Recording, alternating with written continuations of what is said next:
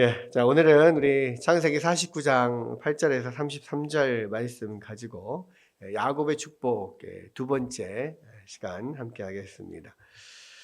우리 이제 창세기가 거의 끝나가고 있죠. 이 창세기 전체를 우리가 복의 관점에서 보면 창세기는요, 하나님의 축복으로 시작을 해서 축복으로 끝납니다. 그러니까 이 창세기 1장에 보면 하나님이 세상을 6일 동안 창조하시고 마지막 날에 인간을 창조하시고 인간에게 복을 주시고 쉬시잖아요. 인간에게 생육하고 번성하고 땅에 충만하라, 땅을 정복하라, 땅을 다스리라, 이러한 복을 주십니다. 그래서 하나님께서 이 세상을 창조하신 이유가, 또 우리 인간을 창조하신 이유가 우리 가운데 복을 주시기 위해서다라는 것을 우리가 알 수가 있고요. 또 마지막 이 야곱을 통하여서 야곱의 12 아들들에게 축복함으로써 창세기가 끝나는 것으로 봤을 때, 하나님은 그 야곱의 12 아들들을 통하여서 온 인류를 축복하시면서 창세기가 끝난다, 이렇게 생각할 수 있습니다. 그래서 이제 창세기를 뭐 여러 가지 관점으로 볼 수 있지만, 창세기에 흐르는 어떤 핵심은 복이다. 하나님은 인간을 복 주시기를 원하신다. 이제 우리가 이것을 알 수가 있어요. 그런데 이제 문제는 뭐냐? 하나님은 우리 인간을 복 주시기를 원하시는데, 문제는 인간이 그 복의 근원 되시는 하나님을 거부하는 일이 일어납니다. 이게 이제 인간의 타락이잖아요. 그러니까 인간의 죄는 뭐냐면 스스로 복을 받기 위해서, 그러니까 스스로 복을 얻기 위해서 복의 근원인 하나님을 끊어버리는 거예요. 그래서 자기가 스스로 하나님이 되려고 한 겁니다. 그런데 문제는 뭡니까? 복의 근원이신 하나님과의 관계를 끊으니까 복도 사라지는 거죠. 그래서 이 하나님과의 관계를 끊으면서 가장 먼저 나타나는 형상이 뭡니까? 온 자연 만물이 저주를 받아서 인간에게 그동안에 풍성한 소산을 냈던 자연들이 더 이상 풍성한 소산을 내질 않아요.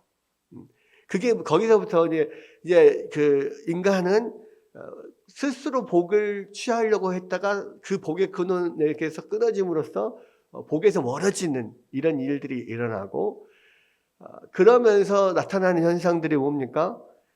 이제 그 안에서 복이 끊어진 결과가 나타나는데, 그게 한 세대가 가기 전에 이 형이 동생을 죽이는, 가인이 아벨을 죽이는 일부터 시작을 해서 그 모든 가인의 후손들이 점점점 죄를 거듭하면서 그 죄악들이 점점점 커져가죠.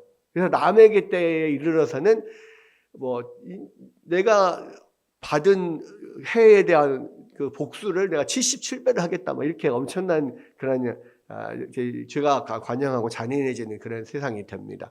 결국에는 어떻게 돼요? 마지막에는 이 죄가 이 전 세계에 가득 차서 하나님이 더 이상 볼 수가 없다. 그래서 홍수로 심판을 하시잖아요. 홍수로 심판을 하시고 나서 다시 노아로부터 이 새로운 세상을 시작했는데, 이 노아가 그 새로운 세상을 시작하면서부터 또 다시 죄를 범하기 시작해서 노아의 세 아들들을 통하여서 번성한 그 인간들이 마지막에 또 하나님 앞에 그 죄가 완전 관영해지면서 그 죄의 극치를 보여주는 게 마지막 바벨탑 사건이죠.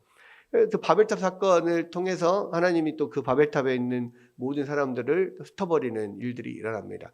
이 일을 통하여서 지금 그 일이 이제 1장부터 11장까지의 내용인데, 창세기는 1장부터 11장, 그 다음에 12장부터 50장 두 부분으로 나눠진다 그랬잖아요. 1장부터 11장까지는 역사 이전의 시대, 그리고 12장부터 50장까지는 족장 시대, 이렇게 두 부분으로 나뉜다고 그랬습니다.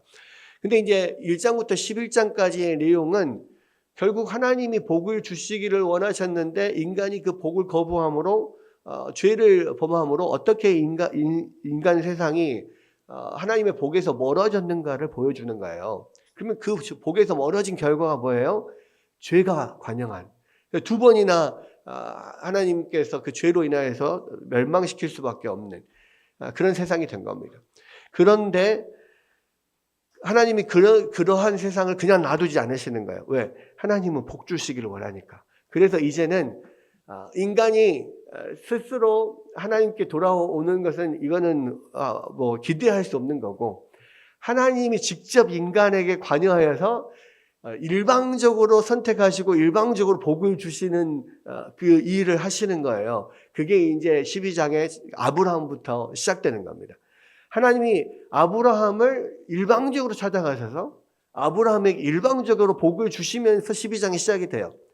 그리고 그 아브라함에게 주신 복이 그 아들 이삭에게로, 또 그 아들 그의 손자 야곱에게로, 또 야곱에서부터 12아들에게로 퍼져가는, 계속해서 그 전달되고 계승되어 가고 발전되어 가는 과정을 다루는 것이 12장부터 50장까지예요. 네. 자, 그런 관점에서 결국은 그 아브라함에게 일방적으로 약속하셨던 그 약속이 결국 그 아들 이삭과 야곱과 요셉과 유다와 이렇게 쭉 흘러가서 다윗왕을 거쳐서 마지막 이 예수 그리스도에 이르기까지 그 복이 계속 계승돼서 예수님에 대해서 그리스도가 오심으로써 그 복, 하나님께서 약속하신 복이 이루어지는 것을 우리가 보게 되는 거죠. 그게 성경의 역사예요. 그래서 아브라함에게 약속하셨던 천하 만민이 너의 씨로 말미암아 복을 얻게 되리라.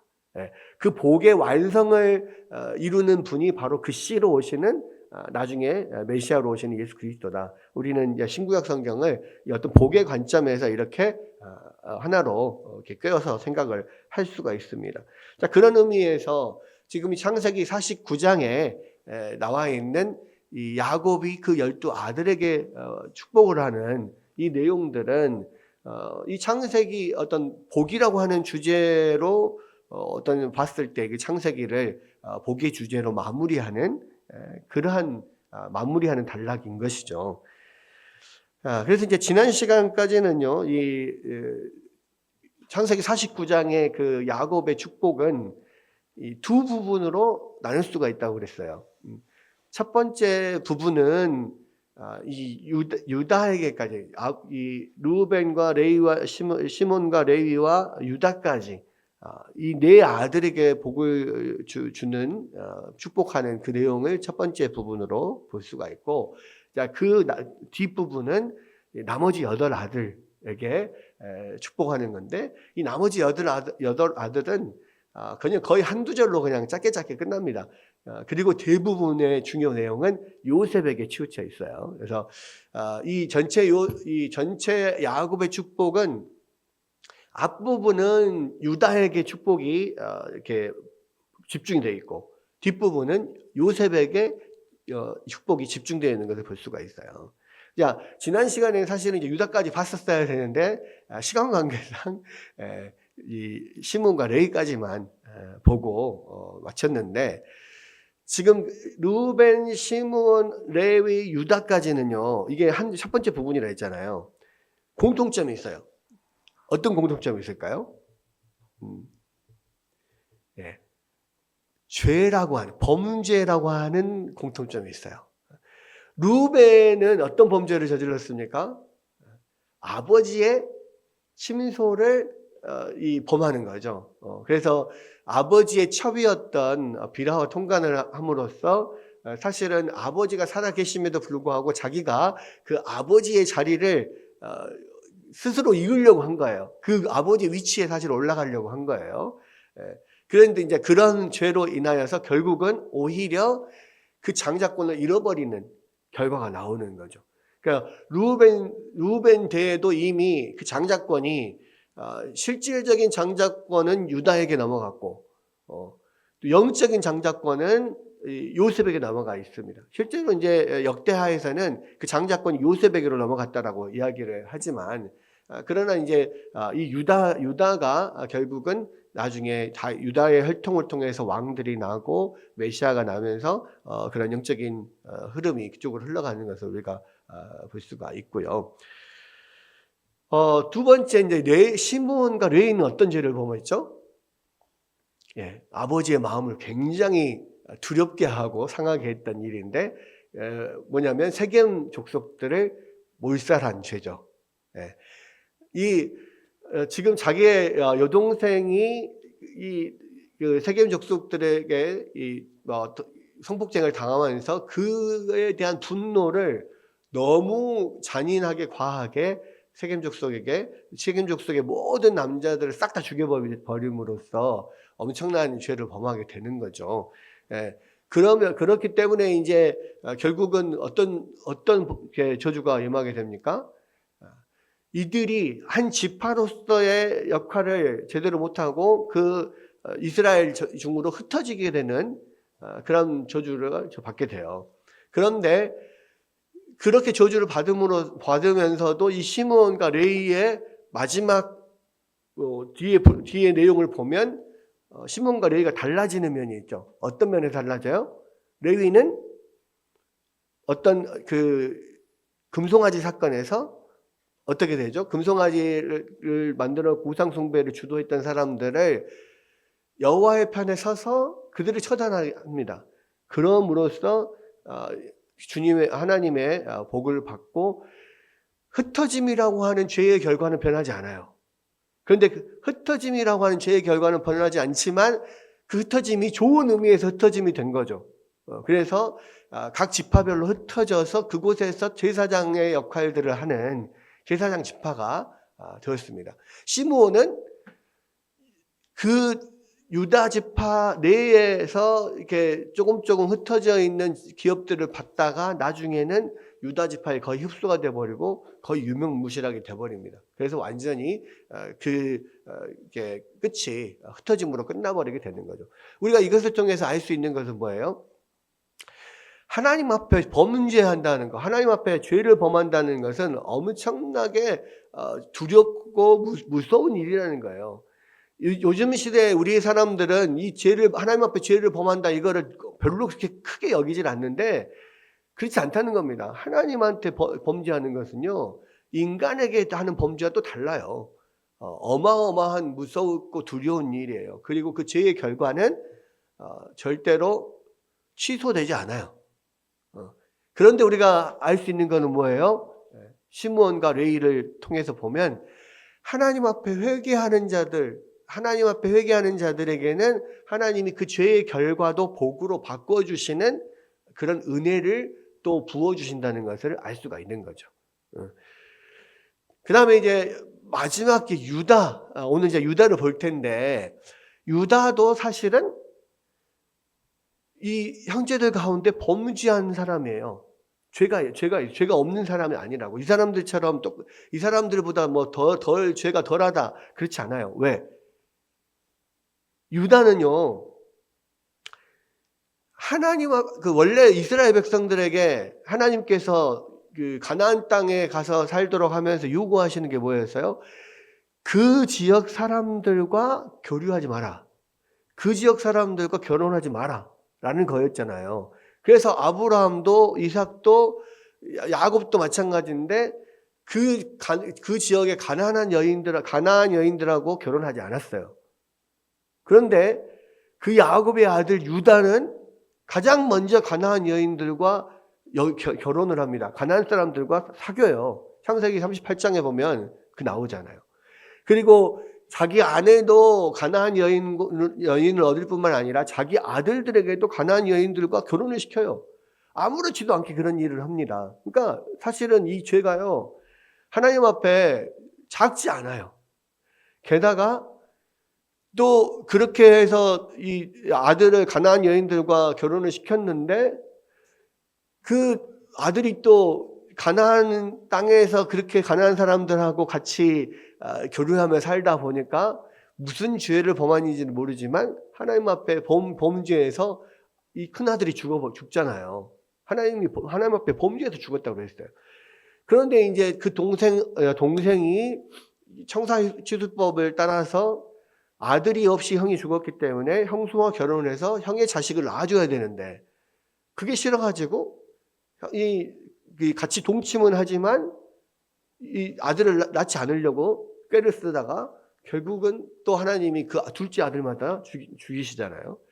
셋째 아들, 막내 아들이 있는데 또 막내 아들도 역시 형들이 자식이 없이 죽었기 때문에 그 형수와 결혼해서 두 형들의 아들을 낳아줘야 될 의무가 있는데 야곱이 이 막내 아들만 죽을까봐 형수하고 결혼을 안 시키고 형수를 그냥 야, 너 집에 친정집에 가 있어라 보내놓고 세워라 내워라 아무리 기다려도 결혼을 안 시켜요. 그러니까 나중에 어떻게 됩니까?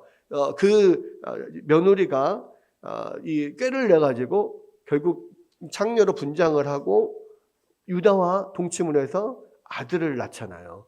그리고 아들을 낳았다는 소식을 들으니까 이 며느리가 그런 범죄를 했구나라고 하면서 죽이려고 하다 보니까 이제 나중에 그 사람이 상대가 나였다는 것을 알게 되고 네가 나보다 옳다 이렇게 인정을 하게 되죠. 그러나 뭐 그렇게 자기 죄를 인정했다고 해서 그 죄가 없어지는 건 아니잖아요. 그러니까 하나님 앞에 충분히 지금은 이 유다는 저주를 받을 만한 그러한 범죄를 한 거예요. 루벤이나 시므온이나 레위에 못지않은 범죄를 저지른 겁니다. 그런데 유다는 그들과 달리 엄청난 복을 받아요.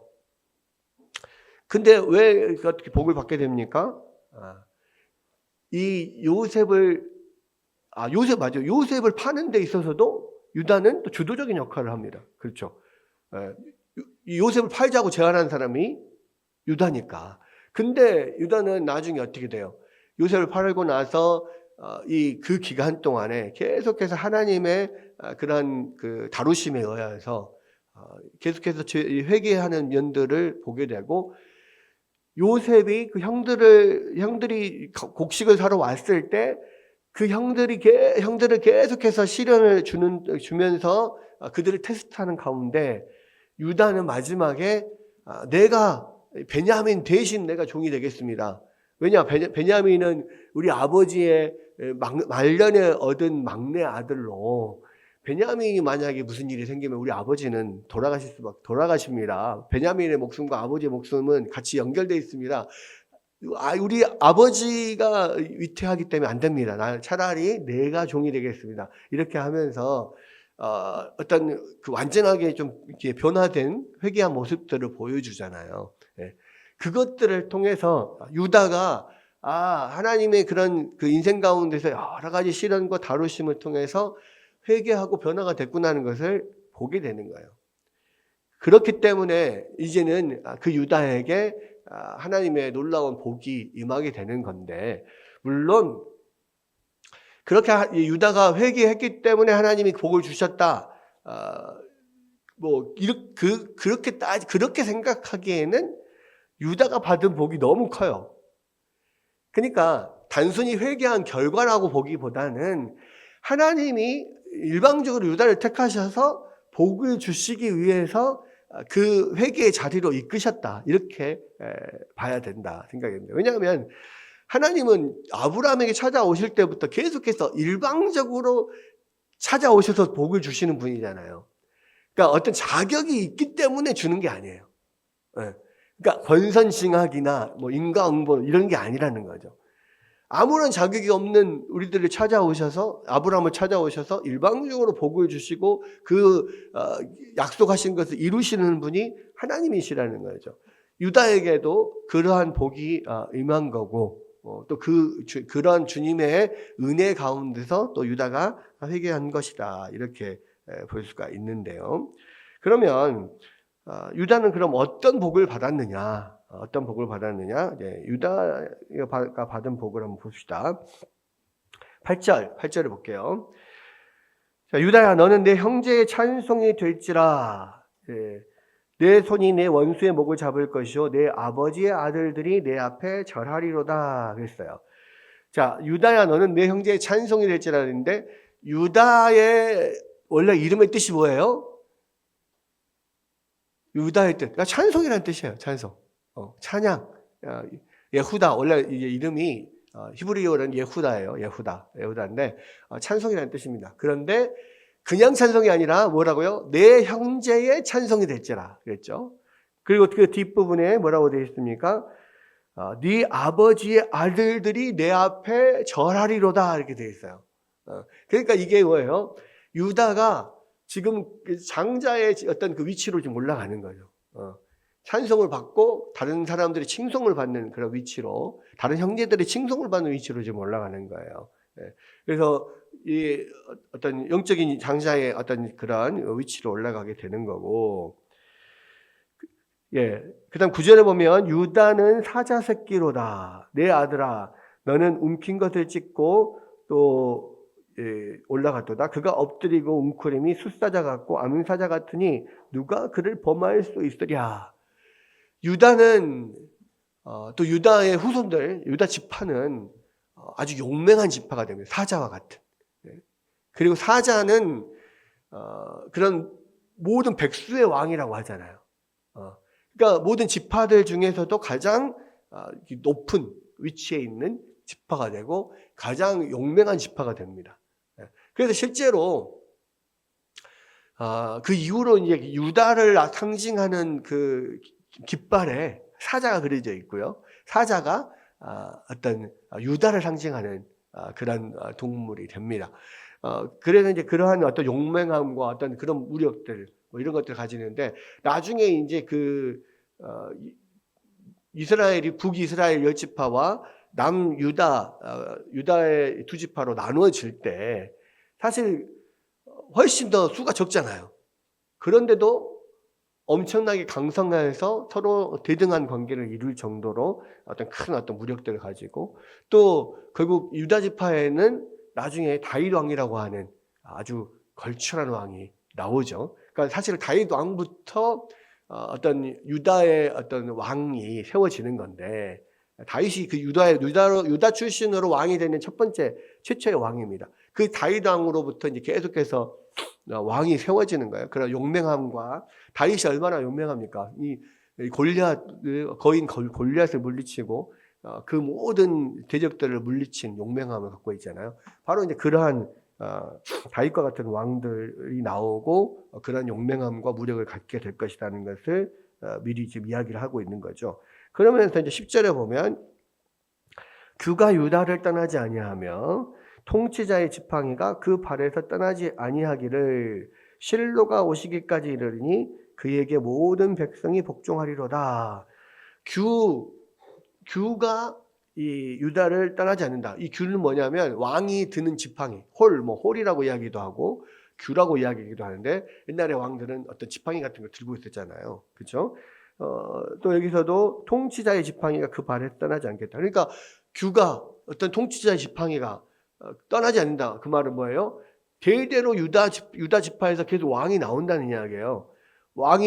그래서 다윗 왕 이후로 계속해서 그 다윗의 자손들이 왕이 되잖아요. 이스라엘 전체 왕이 됩니다. 그리고 그게 언제까지 이어지냐면 실로가 오시기까지 이루어진다 그랬어요. 근데 이 실로에 대해서는, 실로가 뭐냐에 대해서는 학자들의 여러 가지 이야기가 있는데, 그래도 가장 우세한 이야기는 메시아를 뜻한다. 그러니까 실로가 뭐냐면, 실로의 어간이 뭐와 같냐면 샬롬하고 같은가요?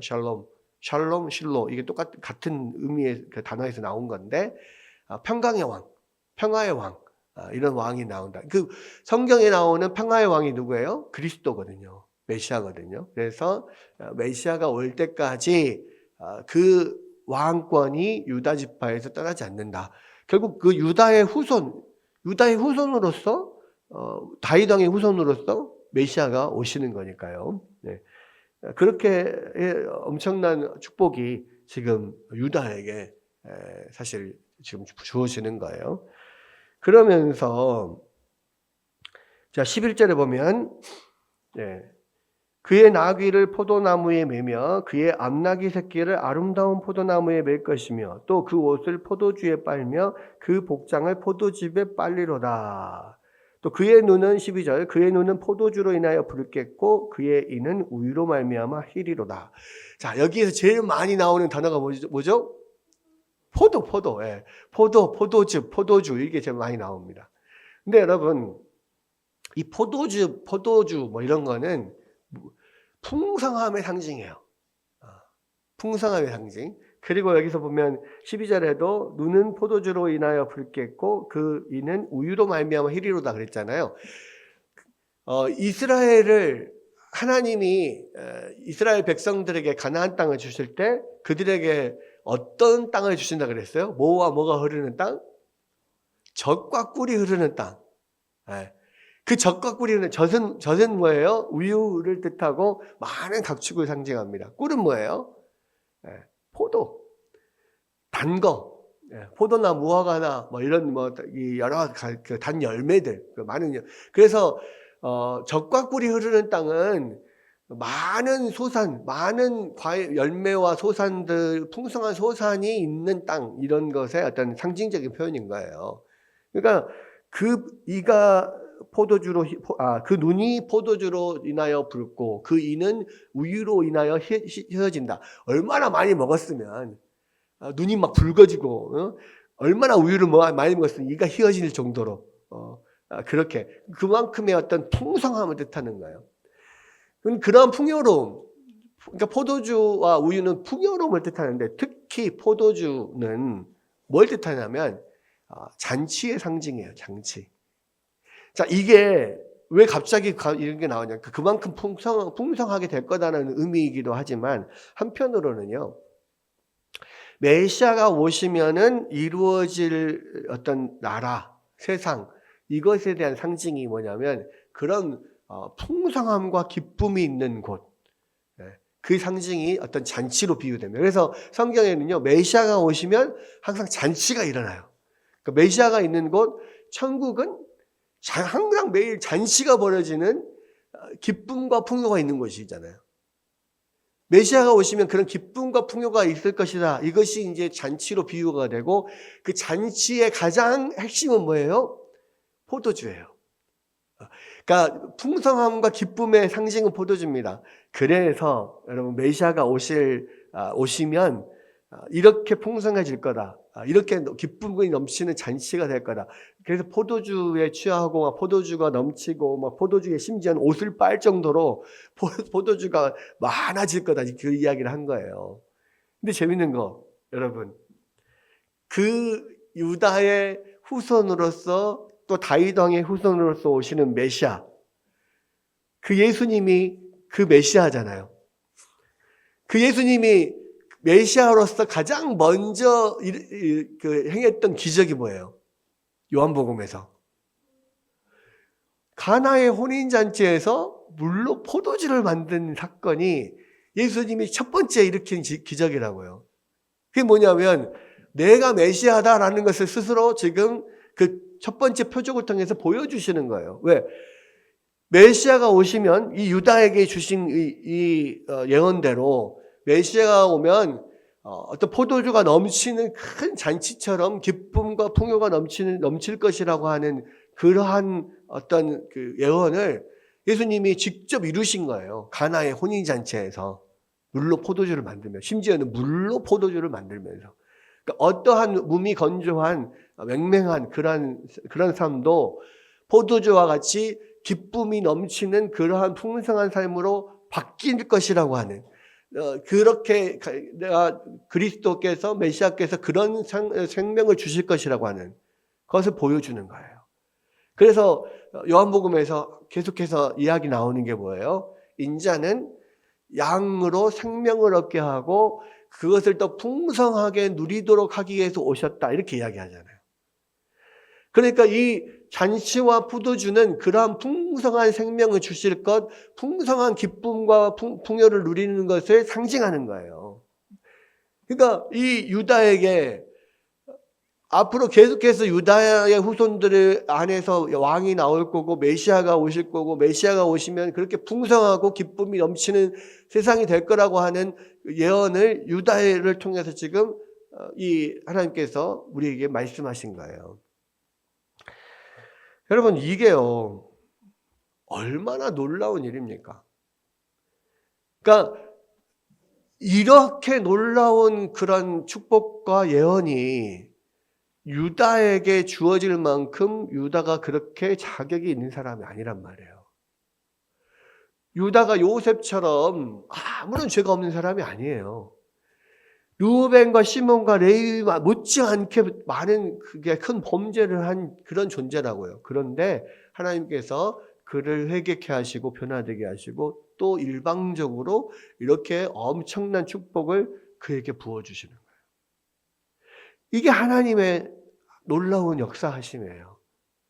아브라함 이후로 그 어떤 사람도 하나님의 복을 받기에 합당한 사람이 없어요. 아무도 자격이 안 돼요. 택도 없어요. 그리고 다른 사람들과 별로 다르지 않을 만큼의 그런 죄인들이에요. 그런데도 불구하고 하나님께서 택하신 자들에게 복을 주시기로 작정하시고 복을 부어주시는데 그 복을 받기에 합당한 자리로 이끌어 가시면서 그를 변화시켜 가시면서 하나님 복을 주신단 말이에요.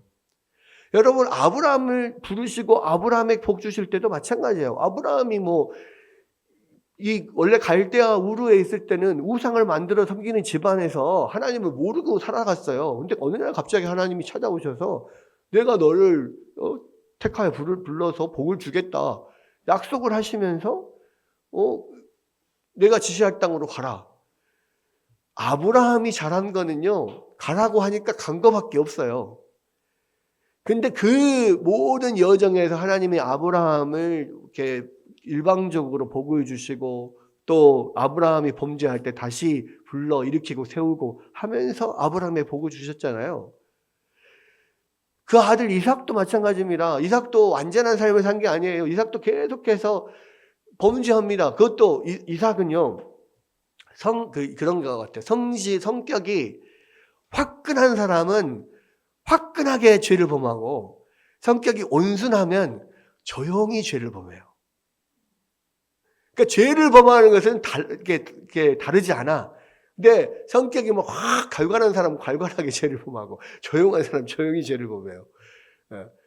이삭은 뭐예요? 이삭도 큰 죄를 범한 것 같진 않아요. 근데 이삭은요, 처음 아들을 낳을 때부터 이미 이삭과 야곱 에서와 야곱 쌍둥이를 낳았는데 태중에서부터 큰 자가 작은 자를 섬길 거라고 하는 예언을 듣고 쌍둥이를 낳습니다. 그런데 그러니까 둘째인 야곱에게 하나님 뜻이 있다는 것을 알면서도 마지막 자기 죽을 때까지 큰아들 에서를 좋아했다니까요. 그래서 마지막에는 하나님의 뜻을 거슬려서 이 큰아들 에서에게 장자의 축복을 하려다가 이 아들과 그 아내의 그런 속임수에 넘어가서 결국은 하나님이 원래 예정하신 대로 야곱에게 축복을 하고 그 사실을 알고 나중에 깜짝 놀라고 두려워 떨잖아요.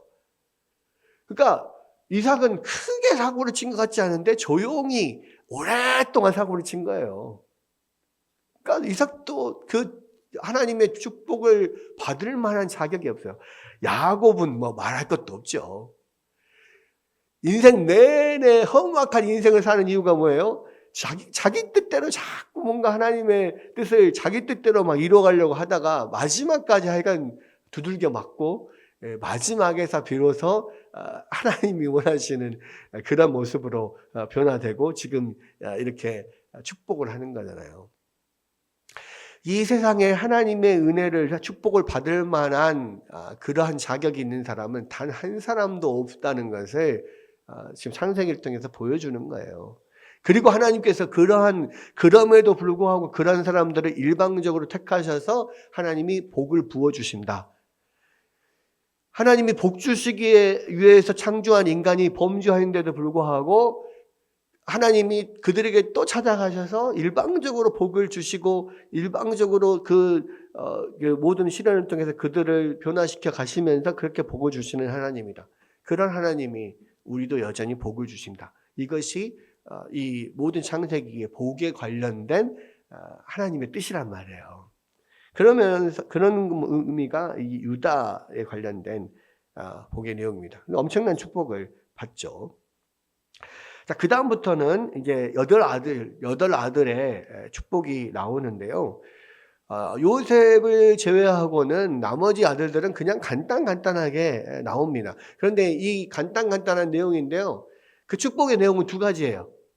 다 공통적으로 주어지는 축복의 내용은 두 가지. 뭡니까? 하나는 전쟁에서 승리한다. 두 번째는 풍요로운 삶을 산다. 근데 이게 한마디로 말하면 뭐냐면 샬롬의 축복이에요. 샬롬의 축복.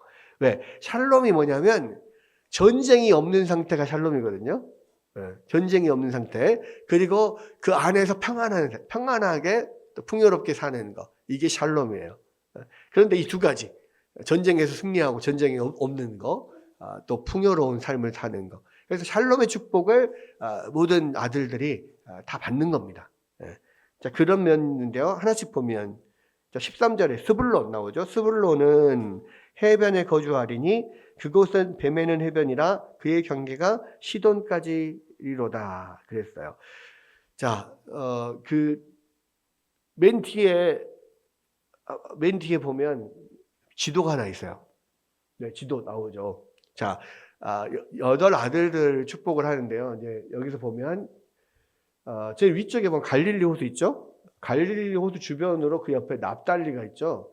그다음에 스불론이 있습니다. 그 밑에 이사갈이 있죠. 위에 아셀이 있습니다.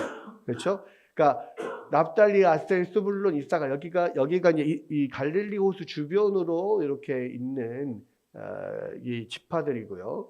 그다음에 그 요단강 바로 건너편에 보면 갓이 나오죠. 갓. 요단강 오른쪽에 갓이 나옵니다. 여기가요. 이스라엘 전체의 지형 중에서 그래도 상대적으로 비옥한 곳이에요. 여기가. 이쪽이. 그래서 이제 이쪽에 거하는 작은 지파들이 사실 풍요로움을 누리는데, 스불론은 해변에 거주하리니 그곳은 뱀에는 해변이라 그의 경계가 시돈까지 이르로다 그랬는데, 사실은 스불론을 보면은 해변이 아니에요. 가운데 지금 아셀 지파와 납달리 이사갈 사이에 있습니다. 근데 딱 해변 가까이에 있는 것은 아닌데, 그렇다고 뭐 멀리 있는 것도 아니죠. 근데 이 중심에 있어서 이제 스불론은 나중에 맨 위에 보면 시돈이 있죠. 두로와 시돈. 이 스불론 이사갈 이 지역이 비옥한 지역인데, 이 나중에 두로와 시돈과의 어떤 교역이나 이런 통로를 역할을 하는 게 이제 스불론 지파가 이제 그런 역할들을 하면서 풍요롭게 살게 됩니다. 이제 그런 것을 이야기를 했다. 시돈까지 어떤 그 상거래를 통해서 많은 이렇게 이익을 보는 것이 스불론이거든요. 그리고 그 다음에 이사갈이 나옵니다. 14절 보면 이사갈은 양의 우리 사이에 꿇어앉은 건장한 나귀로다. 그러니까 건장한 힘이 있고 건장한 어떤 나귀, 그러한 어떤 면들. 그는 쉴 곳을 보고 좋게 여기며 토지를 보고 아름답게 여기고, 굉장히 그 이사갈 지파가 특별히 여기는 더 풍요로운 지대에서 살아요. 어깨를 내려 짐을 메고 앞지 아래에서 섬기려다. 이것은 그렇게 풍요롭게 살긴 하지만 어떤 그 지도자가 나오진 않아요. 그래서 형제들의 어떤 이스라엘의 여러 가지 그런 삶 가운데서 계속 다스림을 받고 살게 되고 뭐 그렇게 삽니다. 풍요롭긴 합니다. 이사갈 지파에 보면 이스르엘이라고 되어 있는 게 있죠. 이스르엘, 무깃도 이쪽이 이스라엘 평야가 있는 곳이에요. 그래서 굉장히 여기가 기름진 곳입니다. 그래서 이런 뭐 토지가 아름답고 뭐 이런 이것도 풍요로움들을 지금 이야기를 하고 있고요. 그 다음에 이제 나오는 지파가 16절에 단이죠. 단은 이스라엘의 한 지파 같이 그의 백성을 심판하리로다 그랬는데, 이 단이라고 하는 이름 자체가 재판관, 심판자 이런 뜻이에요. 그래서 여러분 다니엘 하면 다니엘이잖아요. 다니엘. 여호와는 나의 심판자, 여호와는 나의 재판관이다 이런 뜻입니다. 단이 재판관이라는 뜻이에요. 심판자. 그래서 심판하리로다. 그 백성을 심판하리로다. 단은 길섭의 뱀이요 샛길의 독사로다. 굉장히 아주 무서운 살상력이 있는 그런 존재. 그래서 말굽을 물어서 그 탄자를 뒤로 떨어지게 하리로다. 그래서 이제 이 단지파에서 나중에 유명한 사사가 누가 나오죠? 삼손이 나오죠. 삼손, 단지파에서. 그래서 삼손이 그 블레셋의 많은 그런 사람들을 심판 한 사람이 그 많은 사람, 그 블레셋의 그 많은 적군들을 물리치는 뭐 이런 일들이 일어납니다. 그런 면들의 이제 이야기를 하고 있는 거고요. 그래서 이제 이것도 뭐 다르게 말하자면 전쟁의 승리하는 거 이런 걸로 이야기되고 될 수 있고, 그 다음에 갓과 아셀, 이 납달리가 나오는데 갓 20절 봅시다. 19절 갓은 군대의 추격을 받으나 도리어 그 뒤를 추격하리로다. 어떤 군사적으로 뛰어남을 이야기하는데, 갓 지파가 요단강 동쪽에 있는 두 지파 반, 그러니까 밑에 르우벤 지파, 갓 지파, 므낫세 반 지파. 므낫세 동쪽에 므낫세 지파가 있고 서쪽에도 므낫세 지파가 있잖아요. 그래서 이 요단강 동쪽에 르우벤, 갓, 므낫세 반 지파가 있는데, 나중에 이 두 지파 반이 여호수아 시대에 요단 동쪽에서 그 기업을 얻는 대신에 요단 서쪽으로 가나안을 넘어가서 정복할 때 선봉에 서도록 그렇게 이야기를 해서 결국 이 세 지파가 계속 선봉에서 싸웁니다.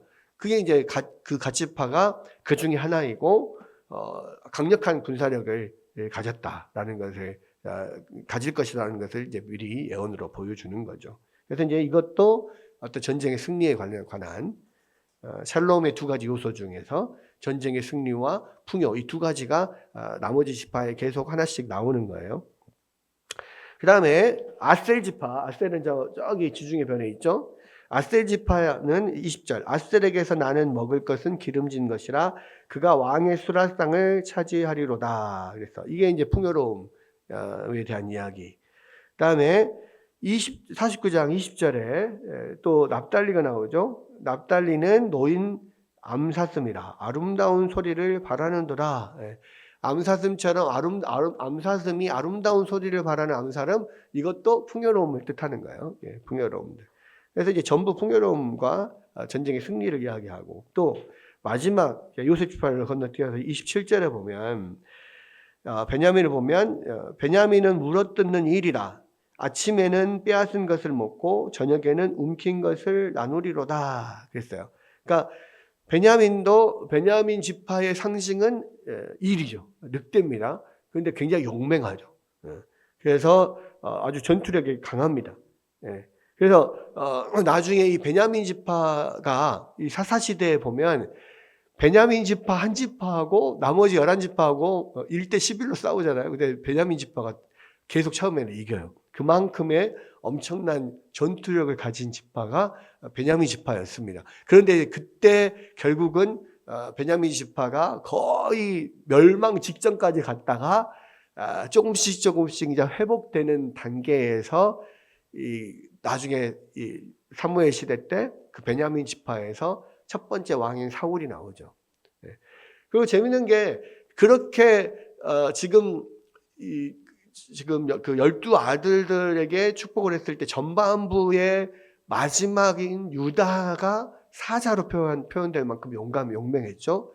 후반부의 마지막 18아들들의 축복을 하고 마지막 베냐민을 이야기할 때 늑대와 같은 용맹함을 이야기합니다. 그래서 전반부의 마지막에 사자와 같은 용맹함 유다, 후반부의 마지막에 지리와 같은 용맹함, 이 유다와 베냐민을 통해서 그런 엄청난 군사 어떤 무력이 이렇게 앞으로 나올 것이라는 것을 이야기가 되고요.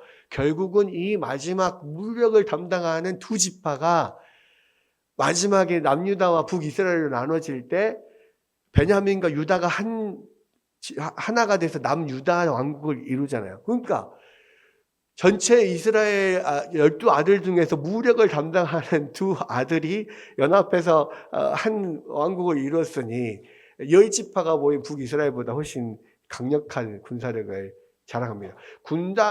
군사의 수는 아무래도 10지파가 뭉쳐있으니까 더 많겠죠. 그런데 그럼에도 작은 수임에도 불구하고 강력한 군사력을 갖는, 그리고 이 베냐민과 유다에게서만 왕이 나오는 거죠. 하나님께서 이렇게 공식적으로 인정한 왕들이 베냐민에서 한 사람, 첫 번째 왕 사울이 나오고, 다윗 왕부터는 마지막 메시아가 오실 때까지 유다에서 나오고, 그래서 결국은 북이스라엘의 10지파에게는 왕이 허락되지 않았어요. 근데 스스로 왕을 세우는 거죠. 그러니까 북이스라엘은 사실은 하나님의 뜻이 거기에 있지 않은 거예요. 그런 면들을 우리가 나중에 볼 수가 있습니다. 그래서 이제 오늘도 이제 요셉 마지막 부분에 요셉의 그런 그 축복이 큰 축복이 이제 부어지는데 오늘도 시간 관계상 요셉까지는 못할 것 같습니다. 다음 주에 이제 요셉과 마지막에 이제 하도록 하겠는데요. 결국은 뭐냐면 하나님께서 복 주시기를 원한다는 거예요. 심지어는 이런 죄인들 가운데도 하나님 복을 주셔요. 그러니까 루벤과 시몬과 레위도 어떤 복 대신에 저주만 받은 것 같지만 사실은 그들에게도 복이 주어져요. 왜? 그 뒤에도 그 지파들이 다 어떤 하나의 그 큰 지파들로 나중에 성장을 하잖아요. 그러니까 아예 처음부터 지파가 없는 게 아니에요. 자손들이 아예 번성하지 않은 게 아니라 계속 번성을 합니다. 그러나 그 안에서 상대적으로 복을 좀 덜 받는 부분들이 있고요. 그리고 이 하나님께서 복 주시는 것은 복을 받을 만한 자에게 주는 게 아니에요. 창세기 처음부터 마지막까지 하나님이 일방적으로 선택하셔서 복을 주신다는 것을 계속해서 보여주시고 계시는 겁니다. 그래서 하나님은 우리에게 복 주시기를 원하시고요. 또 오늘 그 8 아들들, 요셉을 제외하고 7 아들들에게 주신 복을 보면 하나님이 공통적으로 샬롬의 복을 주시기를 원하신다는 거예요. 하나님은 우리에게도 여전히 마찬가지입니다. 샬롬의 복을 주기를 원해서요. 어떤 외부의 적의 공격이 없는 평안한 상태, 그리고 하나님이 주시는 풍요를 누리는 상태, 이것이 우리 모든 하나님의 자녀들에게 하나님께서 원하시는 상태라는 거예요. 지금도 여전히 하나님은 우리에게 복 주시기를 원하고 우리가 하나님 앞에 복을 빌 때 그 복을 주시는 분이에요. 그러나 그 복을 주실 때 우리 죄가 있으면 철저하게 하나님 앞에 회개하면서 회개해야만 그 복을 제대로 받을 수 있어요. 그래서 다시 한번 하나님이 주신 복이 뭔가, 또 우리가 하나님 앞에 범죄한다는 것이 뭔가. 우리가 범죄하는 것은요, 스스로 하나님의 복을 끊는 거예요. 우리가 그것을 기억하고 그런 하나님이 우리와 함께 하심을 우리가 늘 감사하며 또 주님 복을 충분히 누리며 사는 여러분들 되시기를 주의 이름으로 축복합니다.